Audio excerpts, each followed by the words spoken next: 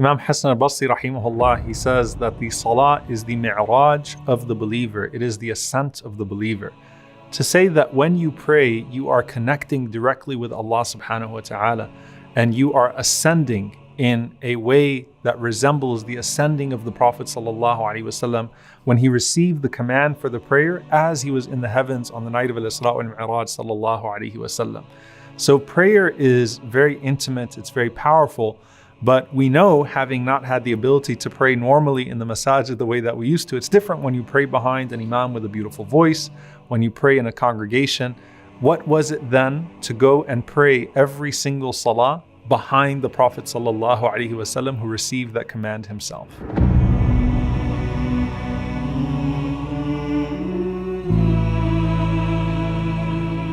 So the Prophet sallallahu alaihi wasallam would come out to lead the salah, and he had a very unique way of reciting the Quran sallallahu alaihi wasallam. And of course, he was the one who received the Quran sallallahu alaihi wasallam.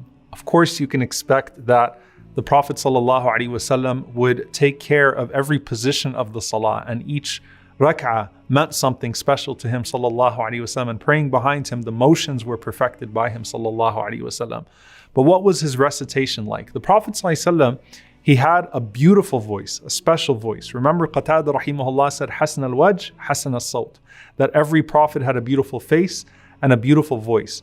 And when he would recite the Quran sallallahu alaihi wasallam, kana yaqta'u qira'atahu. He used to pause between the verses, and he used to draw out his recitation crisply and clearly. So just like the Prophet sallallahu alaihi wasallam used to speak slowly alayhi salatu wasalam and articulate properly, the recitation of the Prophet sallallahu alaihi wasallam was slow, and every verse was recited separately. He also had a beautiful natural melody to his voice, and his voice was described as not being too loud. So it was loud enough to where you could hear him.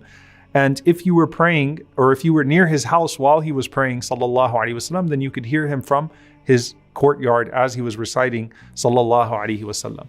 Now, the Prophet sallallahu alaihi wasallam would frequently get emotional as he was reciting the Quran.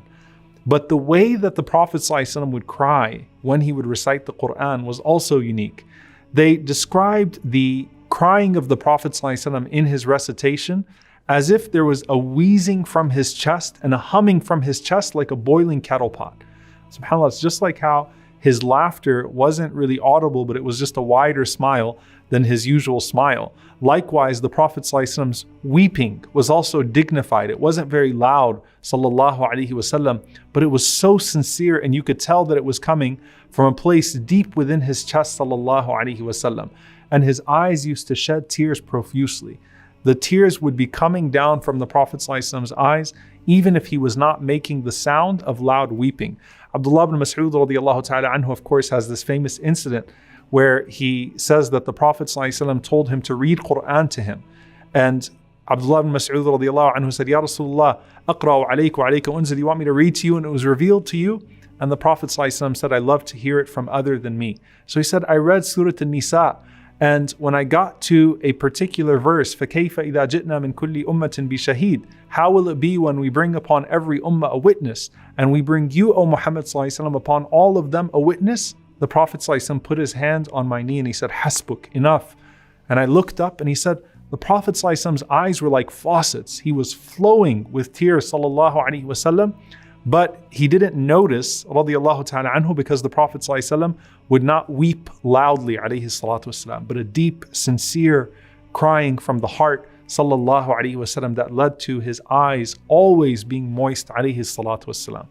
Now, the Prophet ﷺ, of course, would connect with Allah subhanahu wa ta'ala in his salah, whether it was an obligatory prayer or a voluntary prayer.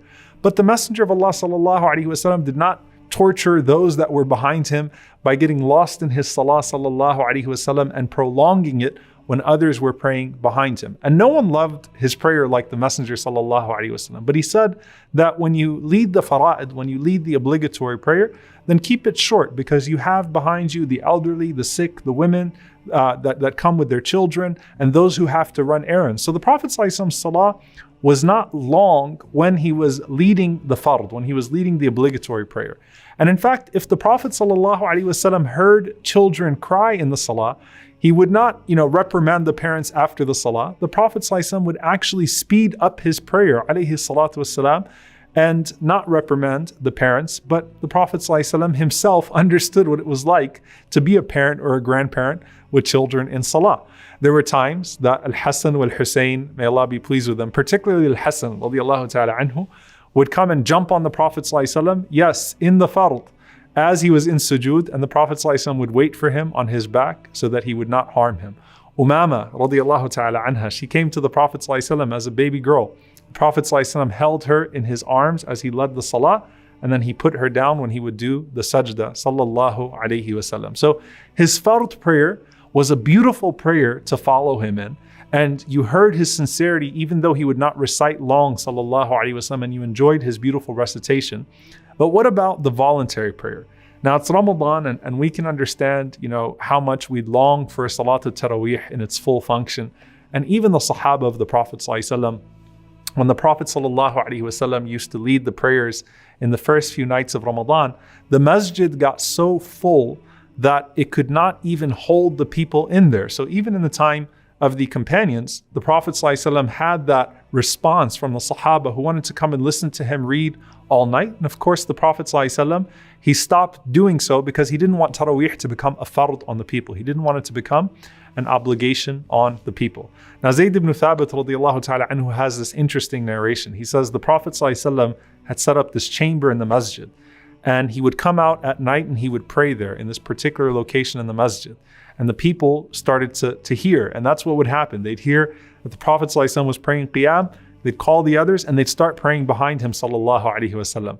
So on the nights that the Prophet ﷺ would not come, what would they do? He said they would cough, they would go out of his door, sallallahu alaihi wasallam, they'd raise their voices a bit. He even says that they would throw some pebbles in the direction of the door of the Prophet ﷺ, hoping that he would hear their voices and he would come out and lead them in salah, sallallahu alaihi wasallam. So the Prophet ﷺ came out to them one night and he was upset, and he said, Ayyuhan nas, O people, you kept on doing this until I thought that it was going to be prescribed for you. So offer your prayers in your houses, because a man's prayer is better in his house except for al-maktuba, except for the obligatory prayer. But if you were blessed enough to pray behind him in the voluntary prayers, you might actually regret it. Ibn Mas'ud radiyallahu ta'ala anhu, the same man, subhanallah, who took so many surahs fresh from the mouth of the Prophet sallallahu alaihi wasallam.